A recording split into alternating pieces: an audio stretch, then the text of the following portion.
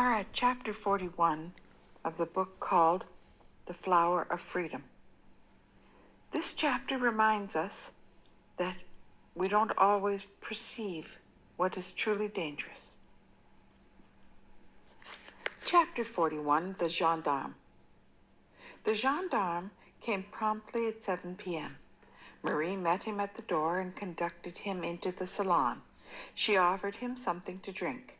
He chose coffee, and Uncle Aki said that he would have some too. After bringing in the tray, Marie went to leave, but the police officer asked her to remain. The police officer started by telling them that he had contacted the police in Buenos Aires, and they were concerned that this might be serious. Uncle Aki was shocked. He asked what could be done to find his wife. The police officer deflected that by asking what the relationship between Marie and Aki was. Aki told him that she was his grandniece. "Why does she live with you?" the policeman asked. "What bearing does that have on my missing wife?" Aki retorted. Marie could see the eyes of a hunter in the police officer's face, so she spoke in order to diffuse the exchange. She told the police officer the story that she had told very few people. "My mother was one of the girls who was kept at the chateau in the Loire Valley for the convenience of Nazi men," she started, looking down at her hands, which were folded in her lap. "She and her friend escaped one night when the townspeople and the resistance cell worked together to free the girls.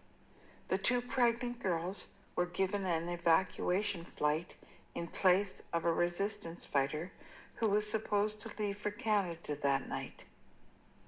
We later learned that he was tortured to death in Paris by the SS. They never recovered his body. My adoptive father was the pilot of that plane. One girl successfully gave birth to a boy in Montreal. My mother died in childbirth with me. Her friend and the pilot became my parents. The baby boy became my brother. My uncle learned that his niece had survived, but that his brother and sister-in-law had been murdered when the Nazis commandeered the chateau. He conducted an extensive search for her, and he found me. He brought me back to my mother's country to be educated and to claim my inheritance." The police officer seemed somewhat embarrassed, and he focused on another line of questioning. "Why did your wife go to Argentina just days before Christmas?" "She had wanted to go for many years because she believed that someone she knew was living there. I sent my niece to Canada to be with her family, and my wife to Argentina to fill a dream that she had had for some time." "You were here alone over the holidays. Can anyone verify that?" Taken aback, Uncle Aki blinked. "Well, the maid attended the penthouse until Christmas Eve, and then I gave her time off. She came back in time to straighten up again before Marie returned on the morning of the 30th. My family called from Montreal on Christmas Day, Uncle, at about noontime there, and you answered the phone and spoke to us," said Marie. "Why were you alone for Christmas? Did you receive no invitations?" "Many, but in all these years I have seldom had any time alone, and I wanted to read and wear my slippers all day long, I guess. I finally realized that I have sometimes been a selfish old man, and I wanted the women in my life to be happy. I surprised Marie with the trip. Paulette and I discussed a trip as a gift to her, and she chose Argentina. She was not scheduled to return until the 20th. "Why was she scheduled to be gone for so long?" "She felt that she needed some time to find her friend, as she had not seen him since the war ended." "Him?" "Yes." "His name?" "Hans Schmidt." The Hans Schmidt? Uncle Aki hung his head and said, I think so. Would you have a recent picture of your wife? Aki glanced over to Marie, and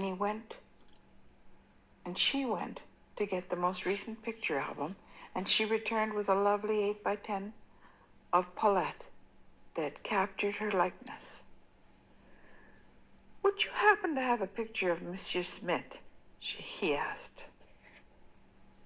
Marie, my dear, would you go into Aunt Paulette's boudoir and look on the shelf of her closet?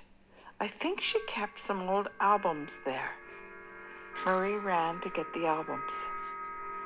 While Marie was out of the room, the police officer spoke softly to Aki.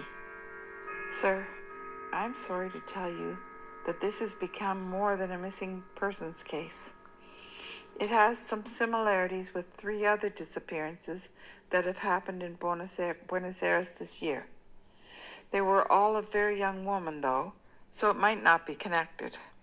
I most certainly hope that the police in Buenos Aires are wrong, but they think this might be more than a case of a missing person. That's the end of chapter 41. A missing persons case turns into something more. We hope to see you for chapter 42, Revelations.